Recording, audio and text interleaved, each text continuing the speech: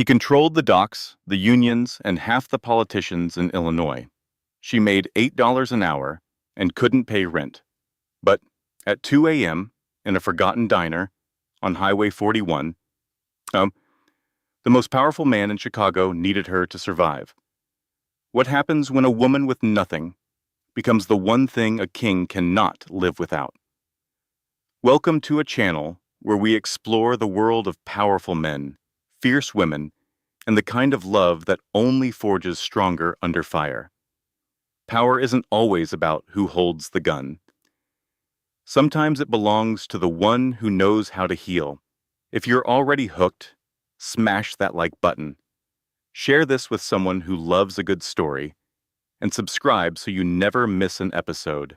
The Midnight Owl Diner was on a lonely highway outside Chicago, a leftover from the 1980s that always smelled like burnt coffee, strong bleach, and old grease. It was a magnet for the lost, the lonely, and anyone who liked the cover of darkness. Nora Hayes liked the late shift. At 24, it helped her pay the rent, avoid people, and gave her a quiet space to study her worn-out nursing books. Outside, heavy rain hammered the diner's big plate glass windows. The neon sign was broken, so instead of the Midnight Owl, it just said, "The Midnight O," and it buzzed loudly. Inside, Nora wiped down booth 4, her thoughts on how she would pay next month's rent for her tiny apartment in Logan Square. Only 2 other people were there, a tired truck driver named Pete sleeping over some old eggs, and Mr. Henderson, a retired mechanic who couldn't hear well and was working on a crossword puzzle. Then the bell on the door didn't just ring, it was violently torn from its place. The glass door was kicked in so hard it slammed against the wall. A blast of wind and rain rushed inside, carrying that unmistakable metallic scent of blood. 2 men fell through the doorway. The first was huge, his face a picture of pure panic, and his expensive suit was soaked with rain and dark, sticky blood. He was basically holding up the second man, who was just dead weight being pulled across the floor. Pete the trucker woke with a start. He saw the dull black Glock pistol held firmly in the first man's hand, and that was enough. Pete jumped from his booth, dropped a $20 bill on the table, and ran for the back door without saying a thing.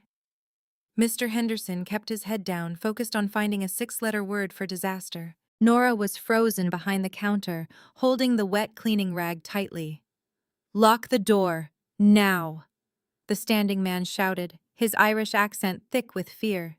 He had messy blonde hair and his eyes scanned the room like a trapped animal. This was Finnick O'Connor, but Nora wouldn't learn his name for a while. Nora did not move. Her heart was beating against her ribs like a caged bird. "I said, lock the door." Finnick pointed the gun right at her. "Come on, sweetheart, unless you want to get caught in the crossfire." Her survival instinct finally took over. Nora dropped the rag, ran to the door, forced it shut against the storm, and threw the deadbolt. Her hands were shaking badly as she pulled down the metal security gate. When she looked back, Finnick had placed the other man down on the main counter, knocking napkin holders and salt shakers onto the floor with a loud clatter. The man on the counter wore a pricey, custom-made charcoal suit, but it was ripped open and a large pool of blood was forming under him. It was his face that made Nora stop breathing, even though it was pale and twisted in pain. He had very sharp features, high cheekbones, a strong jaw with dark stubble, and jet-black hair stuck to his forehead from the rain. She knew who he was. Anyone in Chicago who read the newspaper or watched the news recognized that face. Declan Fitzpatrick, the new leader of the Fitzpatrick crime family, a man said to run the docks, the unions, and half the politicians in the entire state. He was a myth, a killer in a fancy suit, and he was bleeding to death on her dessert display. "He is hurt bad," Finnick said breathlessly, pushing his hands hard against Declan's right side below his ribs and on another wound by his collarbone. Blood was pushing through Finnick's fingers in a steady, scary pulse. "The clinic is 20 minutes from here. He is not going to make it. He is losing too much." "Call an ambulance," Nora said in a shaky whisper. "No police, no hospitals," Finnick yelled, turning on her and raising the gun again. The Russo family has people watching every emergency room within a 10-mile area. They set up this attack. If he goes to a hospital, he will be dead before a surgeon can even see him. Declan made a deep, rough sound, his head falling to one side. His lips were becoming a very bad shade of blue. The puddle of blood on the counter was getting bigger, dripping down to the floor with a sickening sound. "He is going into hypovolemic shock," Nora said. The words came out before she could even think. 2 years of nursing school, before her mother got sick and forced her to quit, came flooding back into her mind. Finnick just stared at her, his gun shaking. "What did you say?" "His blood level is dropping too low," Nora said, her voice becoming stronger as her medical training took over. The fear was still a cold lump in her stomach. But seeing a person dying was more important than the fact that he was a dangerous criminal. "If you do not stop that artery from bleeding right now, his heart is going to stop in less than 3 minutes." "Then you fix him," Finnick screamed, grabbing her apron and pulling her close. "Do something, or I promise you will die right here with him." "Put the gun down, or he dies now," Nora yelled back. The sudden confidence in her voice surprised them both. She pushed Finnick's hand off her apron. "I cannot work with a gun pointed at me. Go wash your hands, use the sink over there, hot water and a lot of soap. Now." Finnick stared, completely confused by the waitress who was half his size giving him orders, but Declan's weak gasps for air made him move. He put the Glock in his belt and ran to the kitchen. Nora started moving with a sharp, focused speed. She ran to the back room, kicked the door open, and grabbed the big first aid kit from the wall. She knew it would not be enough. Bandages would not stop a bleeding artery. She ran by the kitchen, grabbing 2 clean aprons, a bottle of strong, cheap vodka they used for Mr. Henderson's coffee, and a large roll of silver duct tape. When she got back to the counter, Nora pushed Finnick out of the way, holds the flashlight on your phone over him. "Do not move it." She opened the vodka and poured it on her hands, flinching from the burn before pouring a lot of it over Declan's wounded chest and side. Declan's eyes shot open. They were a sharp, stormy gray, now wide with shock and intense pain. A loud, ragged scream came from his throat, and his hand flew out, grabbing Nora's wrist like it was made of steel. "Hold still," Nora said, making herself look into his scary eyes. "I know it hurts. You have been shot. I need to find the source of the bleeding." Declan's look was wild and blurry, but he focused on her face. His grip on her wrist was painful, but he did not try to push her away. He was struggling to breathe, his chest moving up and down unevenly. Nora used a pair of large kitchen scissors from her pocket to cut away his ruined shirt, showing his muscular and heavily tattooed chest. The wound on his collarbone went straight through but missed anything important. The wound on his right side was the real problem. Dark, oxygen-poor blood was coming out in a steady flow. His liver, or a big vein in his stomach, was hit. "Gauze," Nora ordered. Finnick threw the whole box at her. She packed the side wound with a ton of sterile gauze, but the blood soaked through it right away. "It is too deep inside. Pressure is not working," she said quietly, her professional calm about to crack. The artery pulled back. "I have to cauterize it." "Cauterize?" Finnick shouted. "Are you crazy? You are a waitress in a diner." "I am all you have," Nora shot back. "Go to the grill. There is a metal spatula for icing cakes on the hook. Turn the burner on high. Heat that spatula until it is glowing red. Now." Finnick did not question her. He sprinted to the grill. The sharp clicking of the igniter echoed in the diner, then the whoosh of the blue flame. Nora looked at Declan. He was slipping away again, his eyes closing. "Hey, you stay with me," she said, tapping his face. "Do not you dare close your eyes." Declan's lips moved. His voice was a soft whisper under the noise of the storm. She moved her ear closer to his mouth.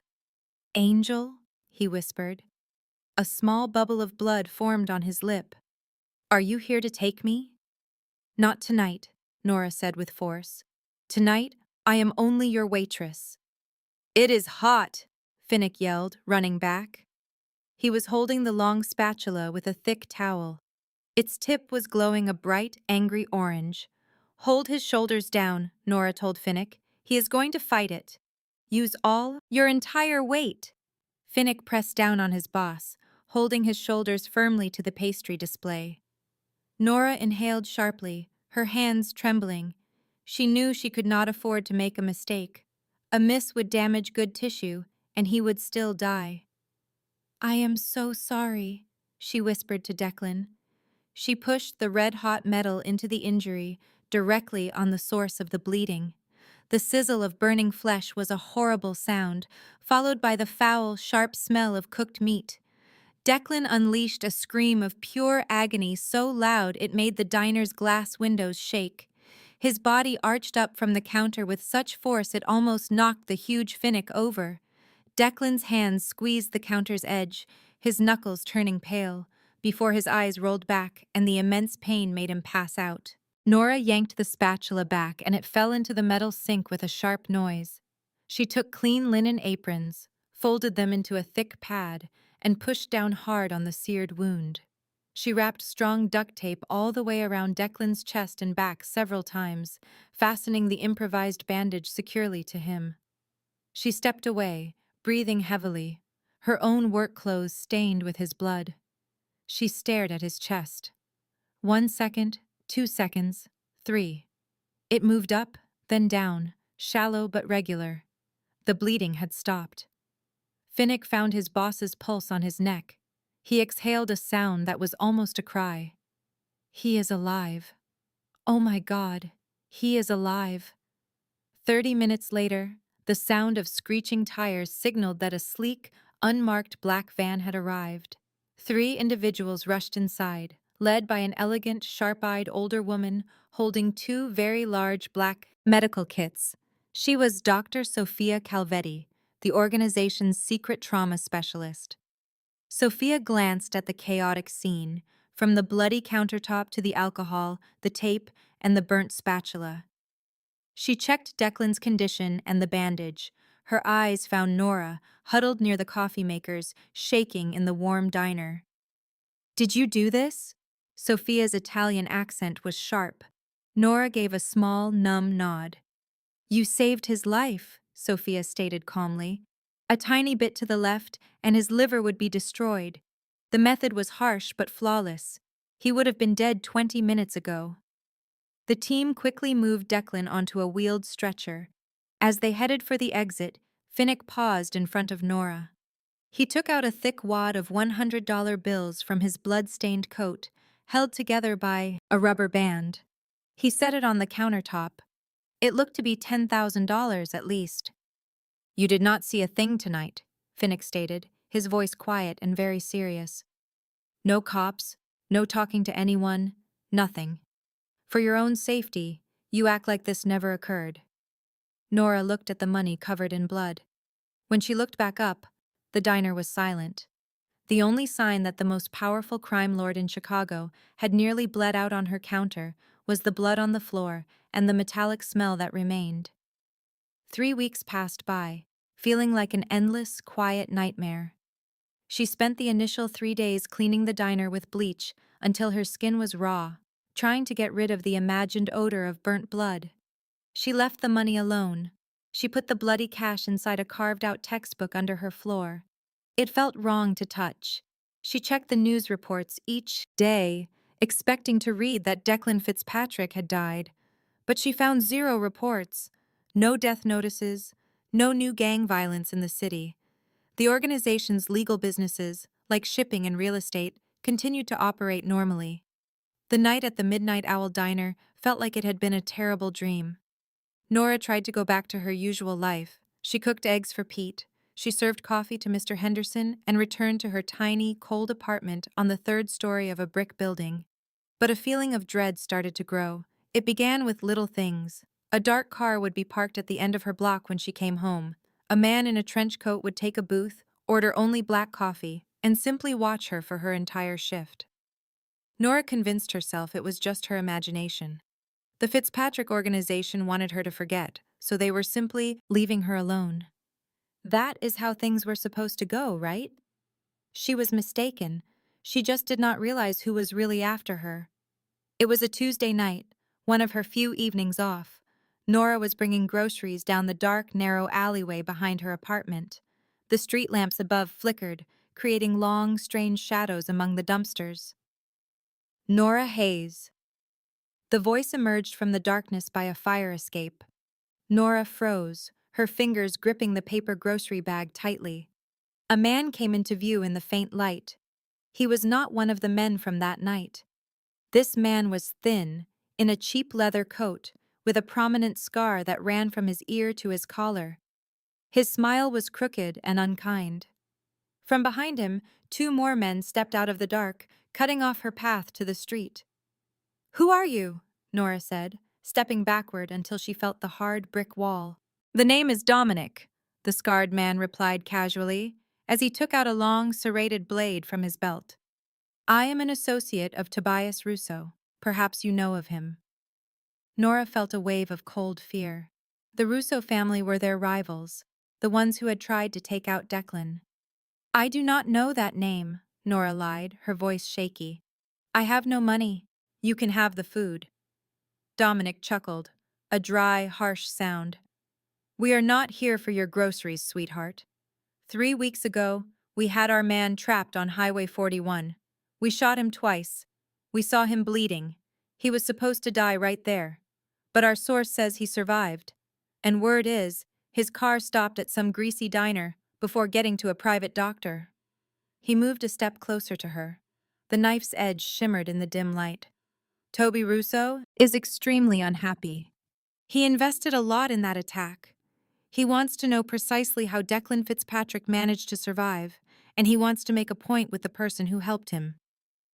"I do not know what you are talking about," Nora said, her breathing heavy with fear.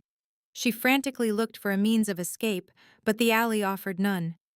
"Grab her," Dominic ordered his men. "Put her in the car. Toby is eager to question her himself." The two big men rushed at her. Nora cried out and threw the bag of groceries at the first man's head. Cans and produce spilled across the ground. She tried to run past them, but a strong hand grabbed her hair, pulling her back with such force she saw stars. She was slammed into the brick wall. The impact stole her breath. Dominic came closer, placing the cold, flat side of his knife against her face. "Silly girl, you are going to be making a lot of noise tonight." Just then, the powerful sound of a car engine filled the alley. A big, armored black sport utility vehicle raced into the tight space, its headlights blinding. It did not slow down at all. It crashed right into one of Dominic's men, crushing his leg against a dumpster with a horrible sound. The man shrieked and fell down. Dominic spun, covering his eyes and trying to aim his weapon. Before he could shoot, the back doors of the vehicle flew open. 4 men jumped out, moving with incredible speed and coordination. Silenced guns made soft hissing sounds in the dark. Dominic's other man fell immediately, clutching a shattered knee.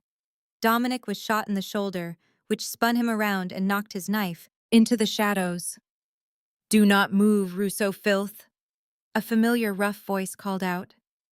Finnick appeared in the light, holding a large rifle aimed at Dominic's head. "Or I will splatter your thoughts on this wall." Nora slid down the wall, her legs finally failing her. She trembled without control, looking at the sudden violence.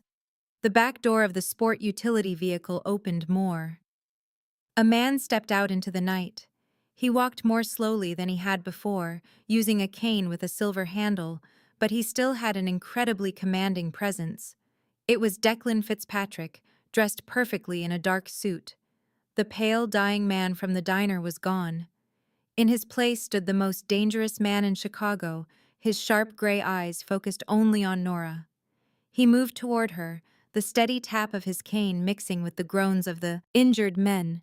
He stopped just before her and looked down. "Dominic," Declan said, his eyes still fixed on Nora. His voice was even, deep, and full of absolute power.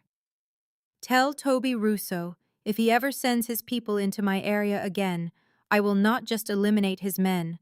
I will burn his entire house down with him inside." "Go to hell, Fitzpatrick," Dominic spat out, his teeth clenched. Declan did not even bother to look at him. He just gave a slight nod. Finnick came forward and struck Dominic on the jaw with his rifle, knocking him unconscious. Declan then carefully bent down, wincing a little as the motion strained his healing injury. He held out a large, steady hand to Nora. "I told you I am just a waitress," Nora whispered, staring at his offered hand as if it was a weapon. "Your man told me to forget." "I was trying to forget," Declan admitted, his voice low. For a moment, the hardened mob boss image softened. "And I tried to leave you alone. But the Russos aren't people who believe in coincidences. My men were watching to ensure they never put it together. Tonight, they did." "So what happens now?" Nora asked, the tears from pure exhaustion finally streaming down her face. "You saved me. We are square. Please just let me walk away." Declan's jaw clenched. He took her hand, his grip gentle but firm, and pulled her to her feet. The warmth from his touch was a sharp contrast to the cold alley. "We are not square, Nora," he said, his intense gaze locking onto hers. "You brought a dead man back to life. In my world, that creates a blood debt. Toby Russo knows who you are now. If I leave you here, you will be dead before sunrise." "I can run," she insisted. "I know how to disappear." "You can't hide from them," Declan answered, his voice dropping to a low rumble that sent a shiver through her. "But they cannot touch what is mine." Nora's eyes shot open. "I don't belong to you." "You do now," Declan stated, turning toward the open door of the SUV. "Get in the car, Angel. Your job at the diner is officially over." The Fitzpatrick estate in Lake Forest was less of a house and more of a fortress disguised as a tribute to old money. It sat on 10 acres of perfect lawns overlooking the dark, swirling waters of Lake Michigan. The limestone mansion was protected by 12-foot wrought iron gates, high-definition thermal cameras, and men in tailored suits who moved with the stiff precision of former military operators. Nora awoke tangled in cool, heavy linens. The bed was softer than anything she had ever felt. The room itself was enormous, decorated in calm shades of slate and cream. Windows from floor to ceiling gave a beautiful yet frightening view of the lake. But when she grasped the polished brass handle of the doors leading to a balcony, it refused to move, locked from the outside. A cold, sharp panic sliced through the exhaustion from the night before. She was a prisoner, just a very well-kept, very expensive one. She threw back the duvet, noticing she was in a silk nightgown that was not hers. Her own jeans and blood-covered uniform were gone. She found a thick cashmere robe on a velvet armchair, cinched it tight, and marched to the bedroom's heavy oak door. It swung open silently, showing a long, carpeted hall with original oil paintings and antique lights. Standing guard outside her door was Finnick. He held his hands clasped behind his back. He seemed much calmer than he had been at the diner, wearing a clean white shirt and a charcoal vest. The noticeable outline of a gun holster, however, ruined the elegant look. "Good morning, Miss Hayes," Finnick said, his Irish accent clear but polite. "I hope you slept well. Mrs. Hughes, our housekeeper, has laid out fresh clothes for you in the dressing room next door. Breakfast is ready in the solarium." "I do not want breakfast," Nora stated, her voice strained. "I want my own clothes, my cell phone, and a taxi back to Logan Square." Finnick gave her a smile that was sympathetic but completely firm. "I'm sorry, but that is not possible. The boss gave specific orders. You are not to exit the main house without an escort, and you are definitely not going back to your apartment. It has been cleared out already. Your things are being delivered here." "He cleared out my apartment?" Nora's voice grew louder, bouncing off the high, arched ceiling. "He can't just do that. This is kidnapping." "Consider it a relocation for your continued survival, darling," a new voice cut in. Nora spun around to see Dr. Sofia Calvete striding down the hall with a modern leather medical bag. She gave Nora a quick nod. "Tobias Russo's people set fire to your apartment building at 4 this morning. The official story is a gas leak. Unofficially, it was 3 men with gasoline cans and a lighter. If Declan hadn't gotten you out of that alley, you would be nothing but ash." The words felt like a punch to the gut. Nora's knees went weak, and she grabbed the heavy door frame to steady herself. Her nursing textbooks, her mother's old pictures, the simple life she had worked so hard to create, all of it was gone. A deep sense of loss washed over her, followed immediately by a hot, blinding rage. "Where is he?" Nora demanded, her eyes filled with fury. Finnick paused, glancing at Dr. Calvetti. The doctor just shrugged. "He is in his study. He just completed his intravenous antibiotics. Please try not to elevate his blood pressure." Nora did not wait for an escort.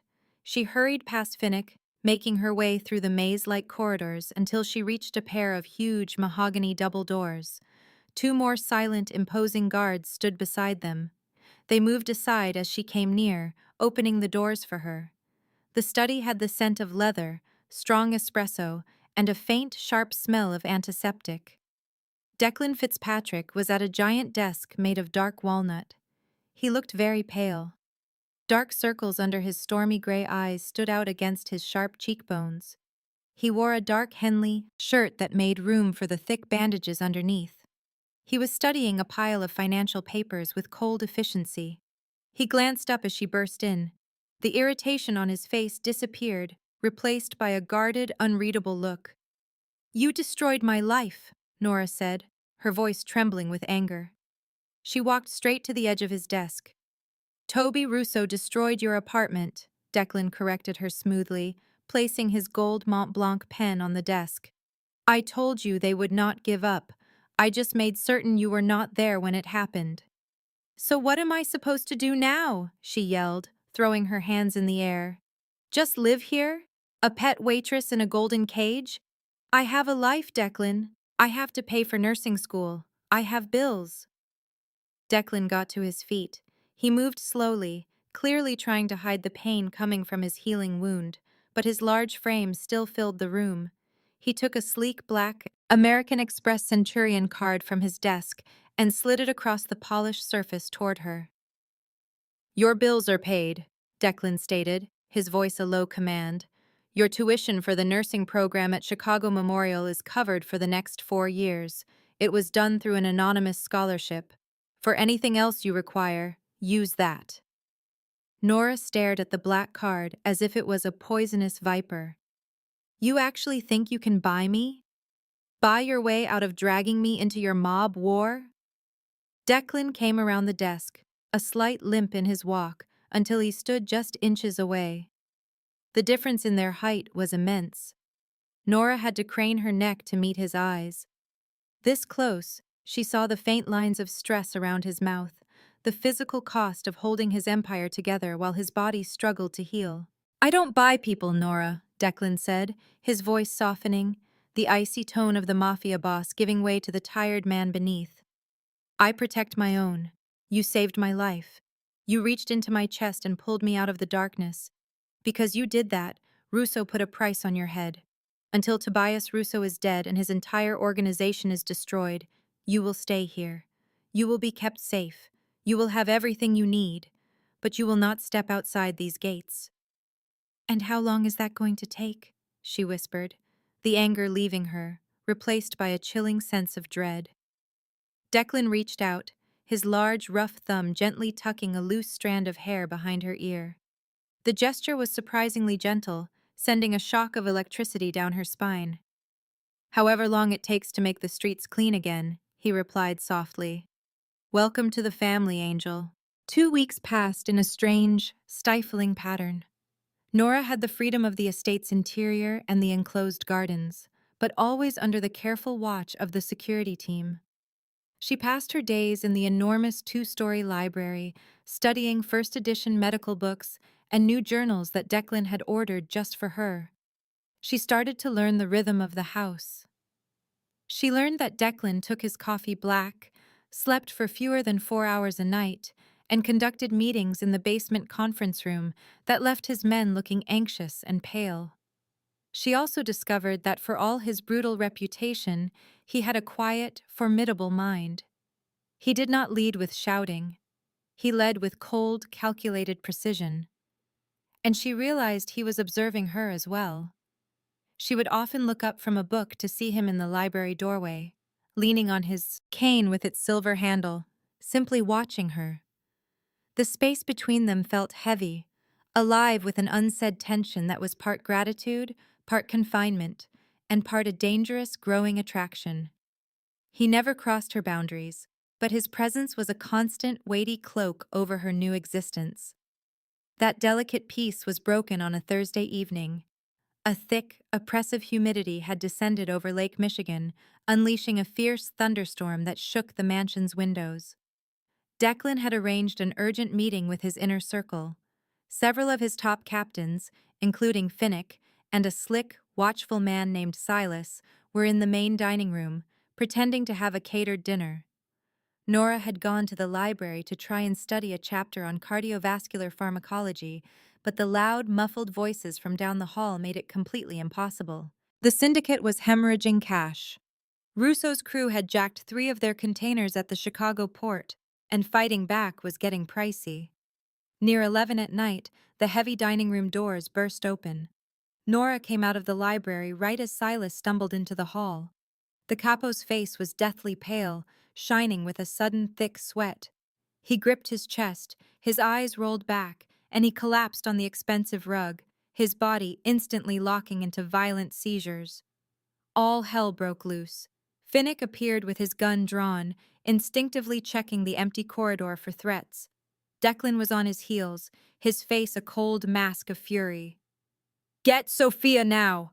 Declan shouted, dropping beside his convulsing lieutenant. Nora didn't hesitate.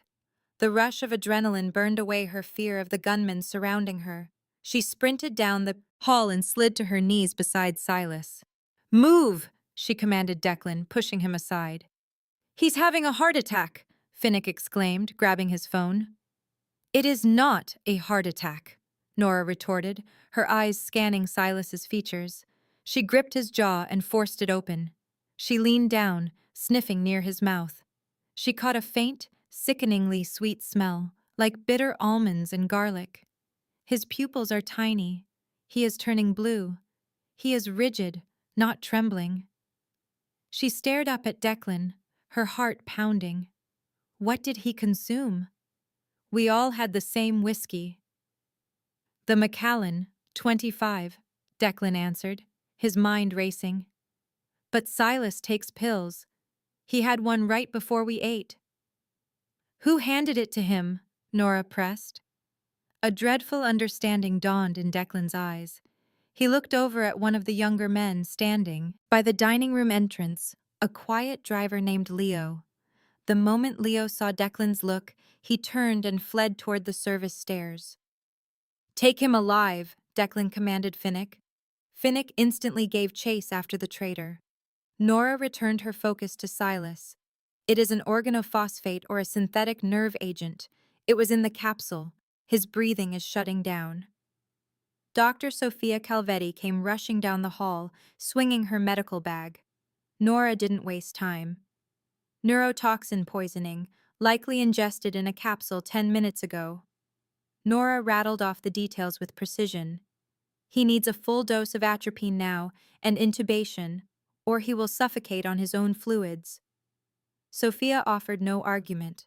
She unzipped the bag, took out a pre-filled atropine syringe, and tossed a laryngoscope and an endotracheal tube to Nora. "Secure the airway. I will push the medicine." Nora's hands showed no tremor. She expertly angled Silas's head back, slipping the metal blade of the laryngoscope past his tongue to light up the vocal cords. "I'm in," she confirmed, guiding the plastic tube into his windpipe while Sophia drove the needle into Silas's thigh. For 2 terrible minutes, Nora pumped the bag by hand, forcing oxygen into the capo's paralyzed lungs. The violent seizures slowly started to ease. The dreadful blue shade of his lips began to lighten to a pale, sick-looking pink. Sophia checked his pulse. "It's stabilizing. We have to get him to the underground clinic for a ventilator now." When guards hurried over to lift the unconscious Silas onto a stretcher, Nora sagged against the mahogany wainscoting. Her chest was heaving, her hands suddenly trembling uncontrollably as the adrenaline faded from her body. The hall cleared out, leaving Nora alone with Declan. He stood over her. A storm raged outside, and a flash of lightning highlighted the sharp, brutal angles of his face. The truth of what just occurred hung heavy in the silence. Tobias Russo had paid off one of Declan's own. The war was now inside the gates. Declan reached down, grabbed Nora by her upper arms, and smoothly pulled her up. He did not release her. He slowly backed her up until her shoulders met the wall. He was too close, his large body penning her in. He smelled like rain, expensive whiskey, and the threatening metallic odor of a man on the verge of war. "You did it again," Declan whispered, his voice incredibly raw. His intense eyes scanned her face, tracing every sign of her fatigue. "My fortress has been breached. My men have been bought, and yet a waitress from the night shift is the only one protecting my family from being buried." "I am a nurse," Nora said, her breath catching, lost in his powerful gaze. "It is my job." "You are a goddamn miracle," Declan corrected, his voice lowering to a quiet, almost worshipful tone. Before she could react to his change in tone, his hand moved from her arm to her neck, his fingers tangling in her hair. He leaned in, and his mouth came down hard on hers. It was not a tender kiss. It was desperate and bruising, fed by the adrenaline from the betrayal and near-fatal attack. It tasted of whiskey and complete control. Nora gasped against his mouth, her hands coming up instinctively to push him away. But the instant her fingers touched the firm muscle of his chest, her body gave in. She grabbed his shirt, pulling him in, and met the fierce, demanding pressure of his kiss. For a man who was always in control, Declan kissed her like he was drowning, and she was his only heir. When he finally broke away, they were both out of breath. He rested his forehead against hers and shut his eyes. "Leo will tell us every part of Russo's plan," Declan said softly.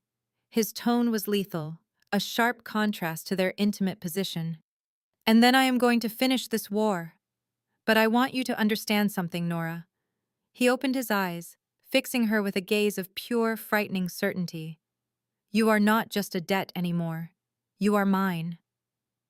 The storm passed just before sunrise, leaving behind a dense, still fog that covered the manicured property of the Lake Forest estate.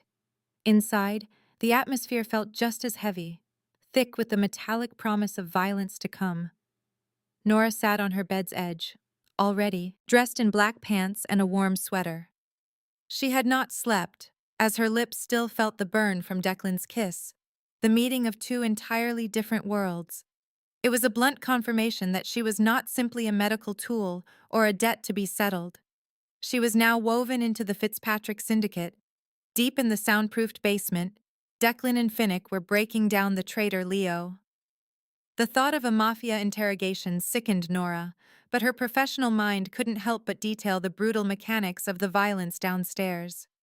At 6 in the morning, the bedroom door opened. Declan filled the doorway. His white dress shirt was unbuttoned at the top. The sleeves rolled to expose tense forearms, spattered with small, dark flecks of blood. His face was an unforgiving mask of stone, but his stormy eyes softened just a bit when they landed on her. "Is it finished?" Nora asked, her voice rough in the suffocating silence. Declan went right to the attached bathroom, turned on the sink, and started washing his hands with a rough bar of soap. "Leo talked," Declan said, his voice carrying over the running water. "Russo threatened his little sister, said he would cut her up if Leo did not give Silas the neurotoxin." Nora leaned on the bathroom doorframe. "So Russo is trying to isolate you." "It is worse." Declan cut the water and tossed the towel. Fatigue was visible beneath his unshakable surface. "Leo was just the person who delivered it. Russo has someone else higher up, someone who provided security shifts, the blueprints, and the schedule for our clinic." Nora felt her blood turn to ice. "Who?" "Barrett," Declan said plainly. The name felt like a physical strike to Nora. Barrett was in charge of the estate's security. The former Marine had walked with Nora in the gardens and stood watch outside her room. "He has been selling Russo information for 6 months," Declan added. Russo offered him $2 million and the South Side roots. Barrett is the reason I nearly died on your countertop. Where is he right now? Nora's gaze shifted to the hallway. Declan glanced at his heavy Rolex watch. He has the day shift, due to show up at the main gate in 20 minutes. Once he swipes his card, the gates will trap him inside. Finnick and I will be waiting in the gatehouse. We grab him alive, find Russo, and put an end to this. He raised his clean hands and held Nora's face. His thumbs gently brushed her cheekbones. Stay in this room. Lock the door. Do not open for anyone except me or Finnick. Do you understand me? Nora, promise me, he ordered, his voice thick with a desperate need. Barrett is a trapped beast. If he learns we are on to him, he will use the single thing in this house that I cannot risk losing. He placed a long, protective kiss on her forehead and then walked out. The heavy door clicked and the deadbolt shot home with a final, heavy clank. Nora paced her room, observing the fog press against the giant windows. 7 o'clock arrived and passed. Then 7:15. There were no gunshots or yelling, just the crushing silence of the enormous house. At 7:30, the power suddenly went out. The soft light of the lamps died. The drone of the air system stopped. The backup power did not engage. An outage of this size had to mean the main power grid and all the backups. The connection had been physically cut, and only the head of security had access. The knob on her bedroom door jiggled. Nora staggered backward, her pulse pounding in her ears. A loud electronic chirp from a master keycard broke the silence. The lock clicked open. Barrett entered the room. His usual calm and professional look had completely vanished. Sweat dripped from his brow, his eyes were wide and frantic, and he clutched a silenced pistol. "Step away from that window," Barrett commanded, shutting the door. "Let me see your hands." "Declan knows," Nora stated, relying on her medical composure. "Finnick is at the gate waiting for you." "I know," Barrett snarled. "That is why I used the old service tunnels near the lake. Fitzpatrick was foolish to leave you here while he chased shadows outside." He crossed the room quickly, grabbed Nora hard, and jammed the cold metal silencer firmly against the side of her head. "Walk," he ordered, pushing her out the door. "You are my escape plan. Fitzpatrick will give me a clear path to save your life." As Barrett dragged her down the huge, curving staircase, Nora's thoughts spun wildly. She recalled diagrams of the human body and its weak points. Barrett was bigger and well-armed. A direct fight would be fatal. But she was not a simple waitress any longer. She had revived a mob boss from the brink of death. She understood the body's vulnerabilities. They got to the enormous marble entrance hall. The strong mahogany doors were 50 feet away. "Stop right there, Barrett!" The command thundered from the second-floor balcony. Declan was at the top of the stairs, a black assault rifle aimed steadily at Barrett's heart. Finnick appeared from the dining room entrance with his pistol ready. 2 other guards emerged from the library. He was completely surrounded. "Put down the weapon, you traitorous monster," Declan ordered, his voice thick with murderous fury. "Drop it, or I will flay you alive." Barrett remained stone-faced. He pulled Nora against him, pressing the gun even harder to her head. "Back away, Fitzpatrick," Barrett yelled, his finger tightening on the trigger. "Lower your weapons, or her blood will stain this floor. Tell your men to open the doors and get an armored car, now." Declan's jaw tightened. He glanced at Nora. Her eyes were wide, but she did not cry. She looked directly at him, sending a frantic, unspoken plea. "Do not let him go." "You are a dead man," Declan said quietly, his soft tone more frightening than his yelling. "Russo will not protect you. Drop the gun, and I will give you a swift end." "Open the doors!" Barrett shouted, stepping backward and pulling Nora along. Nora realized this was her only chance. When Barrett moved, his footing became unsteady. Instantly, Nora became dead weight, letting her body go limp as she slammed her elbow backward with force. She aimed precisely, striking Barrett in the soft area near his liver. Barrett choked, his body reacting to the intense, sudden pain, and his hold weakened for a split second. Nora dropped to the polished floor. "Get him!" she yelled. The hall exploded with violence. 3 silenced shots sounded at the exact same moment. One came from Finnick, and two from Declan. The powerful bullets launched Barrett backward, sending him through the glass face of a large antique clock. He was dead when he hit the floor, as the last pieces of glass fell around him. An abrupt silence filled the space, except for the ringing in Nora's ears. Declan was down the stairs in a flash. He fell to his knees, dropping his rifle, and pulled Nora into his arms. His hands were trembling as he searched her for injuries. "Are you hurt?" he asked. The ruthless leader was gone, replaced by a frightened man. "Nora, look at me." "I am fine," she choked out, hiding her face in his neck and smelling the gunpowder. "I am okay."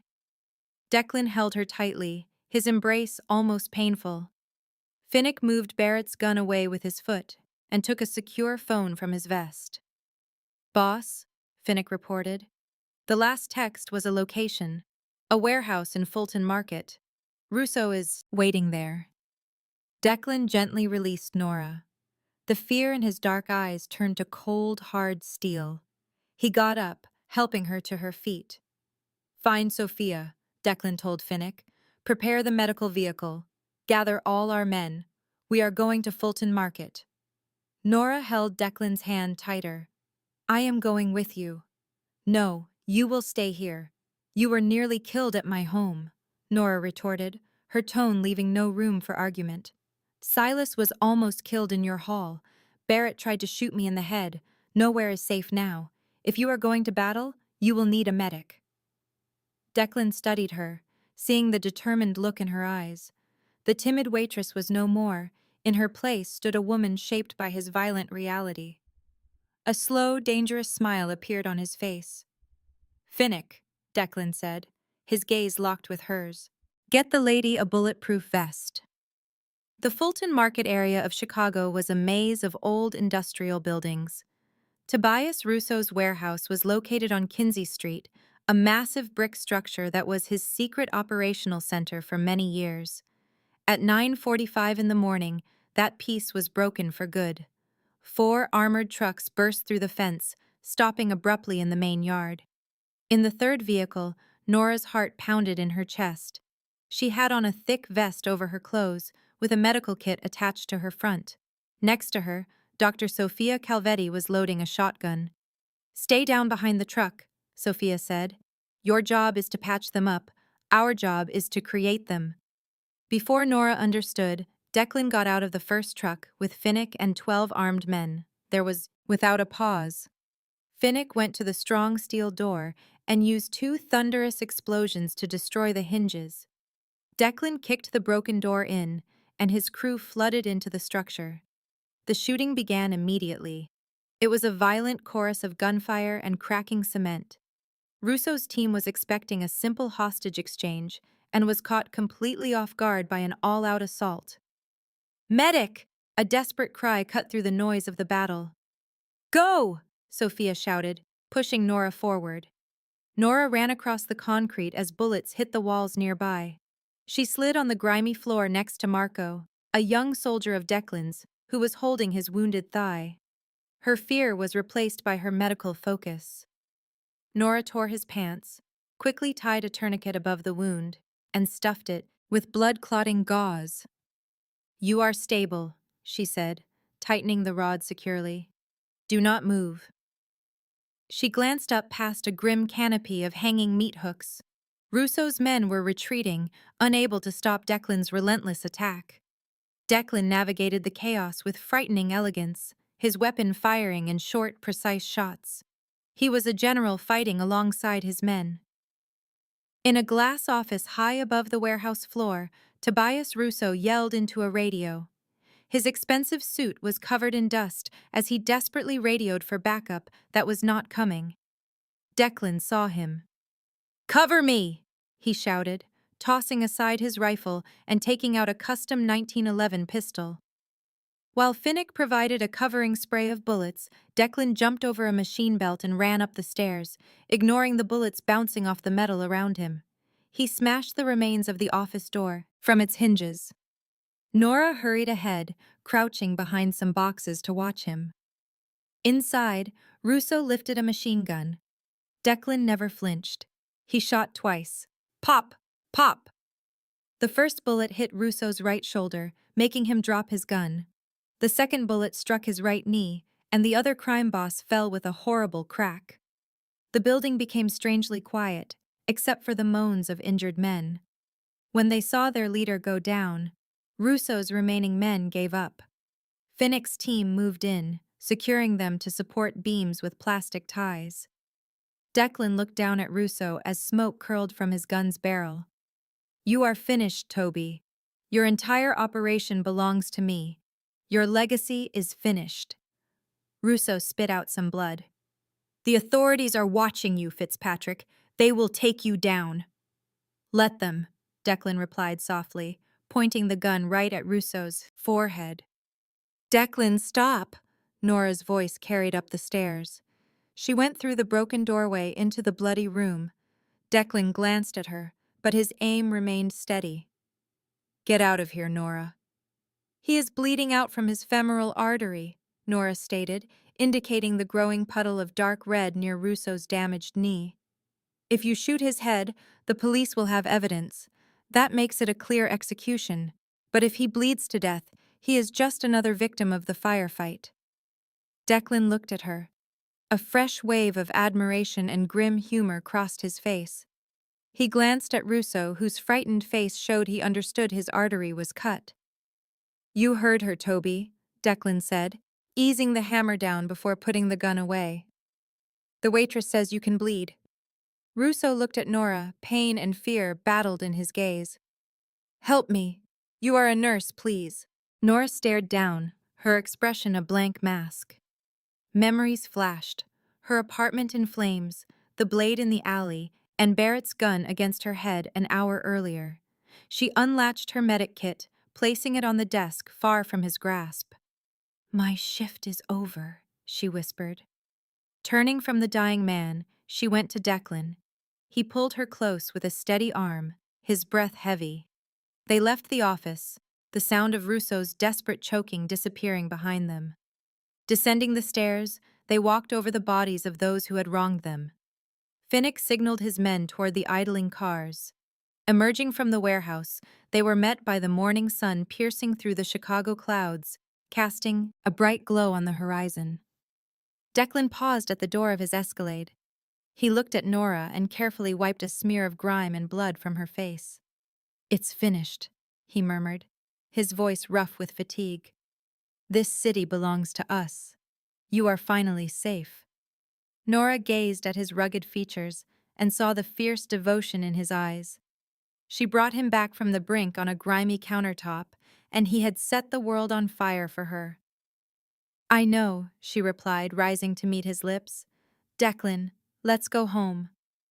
A true, honest smile finally erased the darkness from his face. He helped her into the reinforced vehicle and got in beside her. The line of cars sped away, vanishing into the city that was now theirs to command.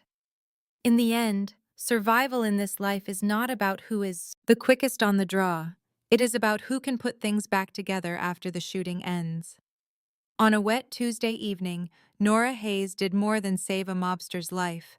She rebuilt an entire kingdom and created a powerful new legacy. Declan Fitzpatrick learned that real strength did not come from a firearm or foreign money. It came from the woman who would face any danger with him. The old Midnight Owl Diner is now just a memory. In its place stands a modern emergency center, financed by a secret donor. It is managed perfectly by a woman who exchanged a server's uniform for a queen's throne.